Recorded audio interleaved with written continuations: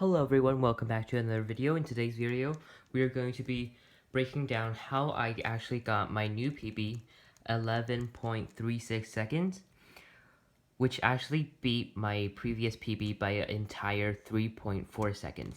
So, let's get right into it. After the scramble, which I will list right here, I just see this really good made up pair, and also this pair. So I did white cross, so I inputted these since I don't want this pair to be, this soap block to be any messed up, so I did that. And then put the last pair in.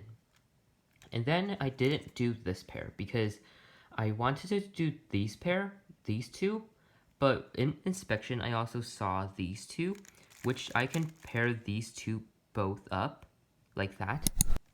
And then I can just do a quick rotation. And then luckily, these two also paired up while inserting this pair. So now I just have two already made up F2L pairs. And then this L, which I trained a lot in the previous couple of weeks, really sort of just made its appearance here.